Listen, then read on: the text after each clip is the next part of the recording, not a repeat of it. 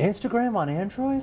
Do you really care about that? Yes, of course you care about it. The photography world is changing greatly.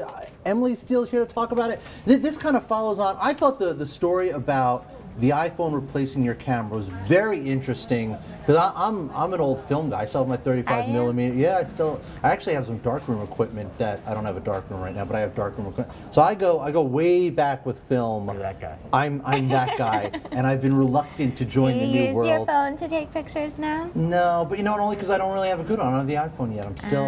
You're still a BlackBerry I hate to say guy? I'm still BlackBerry. I know. I got to move on, but. Let's move on. Yeah. This kind of follows on that. Instagram today out on Android. Tell us a little bit about what's going on.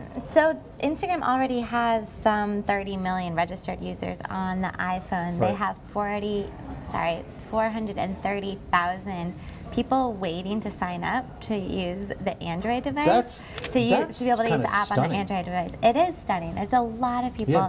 The other numbers that are really interesting to see is that there's more than 1 billion photos that have been uploaded. It's 5 million pictures a day. A day. On Instagram. I do a couple. Yeah. You do a couple a day? I do too. Yeah.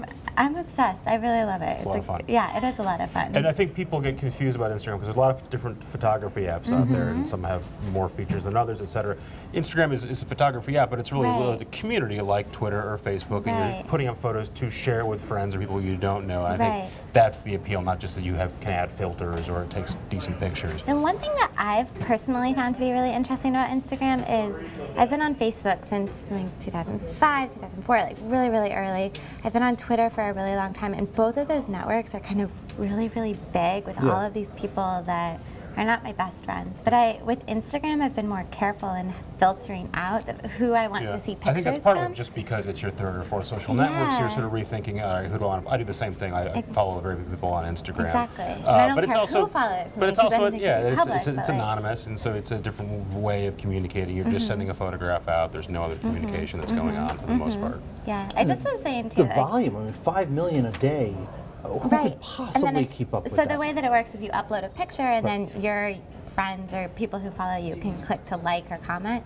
The amount of engagement and activity is really interesting too. It's 575 likes per second. So per second that's happening across the network. So I mean, does this become 81 comments? Does this become the kind of thing where? And I know we want to talk about the WSJ morning thing, but quickly, does this become the kind of thing where Instagram becomes like a Twitter, like a Facebook? I mean, how are they monetizing? How are they making money off this? Does it become the big question that everybody has? Is this has gotten so many users, so much activity, but how are they going to make money? And it's really the question that everybody's waiting to see. Anyone in Silicon Valley who's an investor or pays attention to whatever, just look at that growth curve, we'll monetize it later, it works for everybody else. You can figure out, you can sell stuff, you can put ads there, whatever, we'll figure it out later. You data mine the information, and it's everything we were just talking about, right? We started blogging. Right? Then we said that's too much work. Twitter, 140 characters. Now we're doing just pictures. Just pictures, right. Very easy to put up.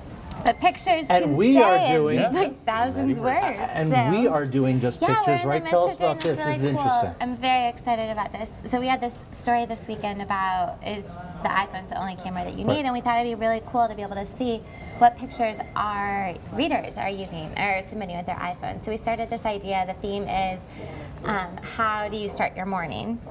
And we are asking people to take pictures of how you start your morning. All the details and the disclaimer is available online. And then upload them to Instagram. Right, and so then post them to Instagram, post them to Twitter, email them to us, and tag them Morning WSJ. Right. It's really exciting. We've gotten hundreds of emails, hundreds of photos have been emailed, and then we've had hundreds of photos that have been submitted. What you're seeing right now is we've used a Statagram site to be able to actually look at the Instagram photos online.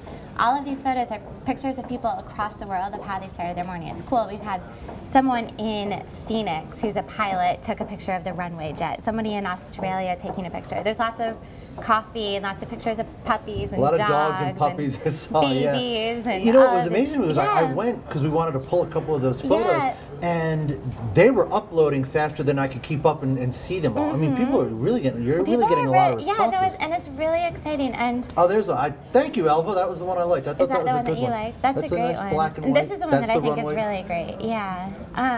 And so I just think it's kind of like this very cool modern art project where you're able to see all across the world how people are starting their morning, starting their day. And so what we're doing now is we're in the midst of pulling together this online gallery that will include the photos that have been submitted and then also the ones that have been posted on Instagram. And then from there we're going to kind of throughout the next week continue to ask people to send us photos. What are you going to do with it? Does somebody get like, you have a winner and they get a Macintosh? Or BlackBerry. Or BlackBerry. These are about valued the same thing, actually. Sorry, Reem, did I say that? Oh my God. Or how about a mug? They get a WSJ Live mug? Emily's looking like, I can't believe you just said that. Yeah, I said we're still figuring it out. I mean, right now it's just kind of the benefit is sharing the photos with us and being part of this really great experiment. Sharing. Yeah. Sharing, having the best featured online. So Emily, I was trying to take a photograph of you and post it to Instagram, but the data connection is not working. But I'll put it up there eventually so you can follow me. Yeah, I know.